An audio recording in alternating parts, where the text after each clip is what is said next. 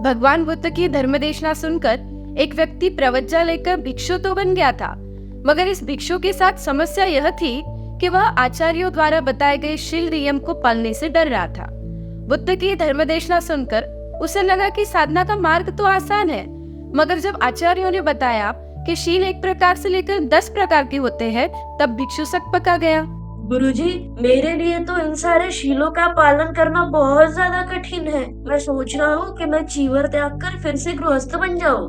तुम्हारी यही इच्छा है तो यही करो, लेकिन ऐसा करने से पहले एक बार भगवान बुद्ध से मिल तो लो। भिक्षु भगवान के पास जाने के लिए तैयार नहीं था, मगर लोग उसे जाने के लिए बार बार बोल रहे थे। उनकी यह बातचीत भगवान ने सुनी और कहा कि जब वह मिलना नहीं चाहता तो क्यों जबरदस्ती कर रहे हो।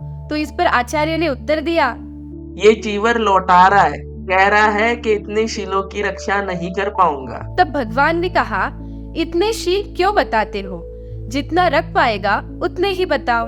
और उस भिक्षु से भगवान ने पूछा, कम से कम 3 शील तो रख पाओगे? भिक्षु ने निसंकोच जवाब दिया, हाँ बनते, 3 शील तो बहुत आसानी से निभा लूंगा मैं।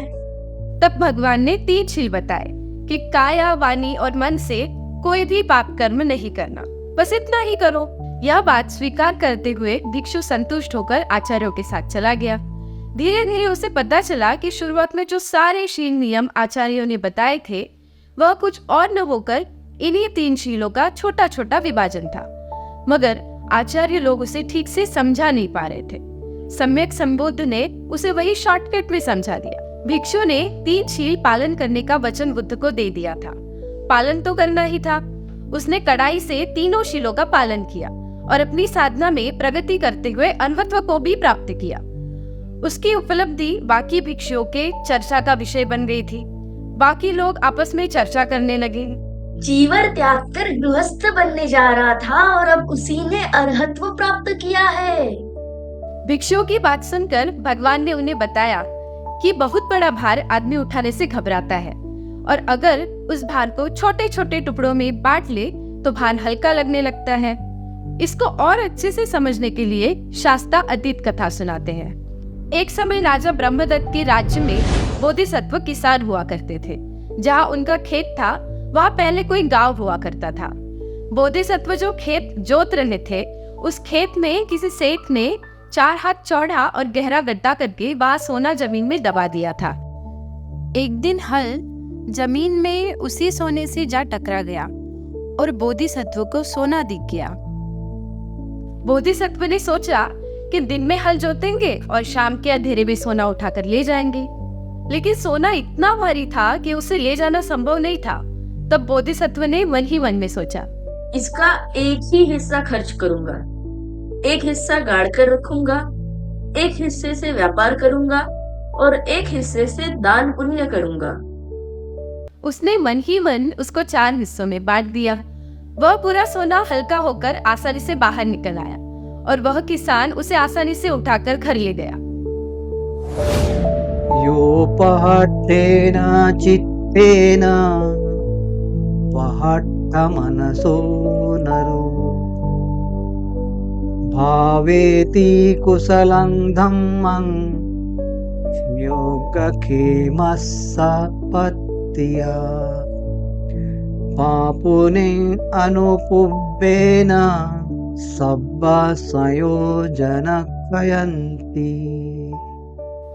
अर्थात ऐसा व्यक्ति जो प्रसन्न और संतुष्ट मन से योगक्षेम यानी निर्वाण की प्राप्ति के लिए सभी तरह से कार्यरत रहता है, वह धीरे धीरे क्रमानुसार अमरत्व को प्राप्त कर ही लेता है। नमो तस् भगवतो अरहतो सम्मा संबुद्धस्य। तो दोस्तों, आपने कंचन खद्द जातक देखी और मैं समझता हूँ उसका मर्म भी आपको समझ भी आ गया होगा और अच्छा भी लगा होगा। क्योंकि देखिए ना, एक बड़ा खजाना, शील का खजाना जब भिक्षुओं को दिया गया तो उन्हें लगा कि नहीं, ये हम पालन नहीं कर सकते। परंतु वही जब उसे खंड में बांट दिया गया, भगवान ने पूछा कि 3 शील का पालन कर लोगे? उसने कहा हाँ, ये तो कोई मुश्किल नहीं है। तो यही आज भी मैनेजमेंट में हम पाते हैं। एक मैक्रो प्लानिंग है, एक माइक्रो प्लानिंग है। एक बड़े काम को जब हम छोटे छोटे टुकड़ों में विभाजित करते हैं तो वो पूर्णता को प्राप्त करता है। और मैं आपको बताऊं कि इसमें एक बुद्ध की प्रबंधन का बड़ा संदेश छुपा हुआ है कि आपके नीचे जो काम कर रहे हैं, अगर वो मोटिवेटेड नहीं है, अगर आप उनकी बातों को हमेशा गलत साबित करते रहेंगे तो वो डीमोटिवेटेड हो जाएंगे। और यही इस कहानी में निकल कर भी हमने देखा कि भिक्षुओं को बताते हैं कि आपके आचार्य ने बताया है वो सही है, वही चीज़ है। तो इस तरह जो हायर मैनेजमेंट है उसे अपने स्टाफ को मोटिवेट करते रहना चाहिए। यही बुद्ध की प्रबंधन का संदेश है। नमो बुद्धाय।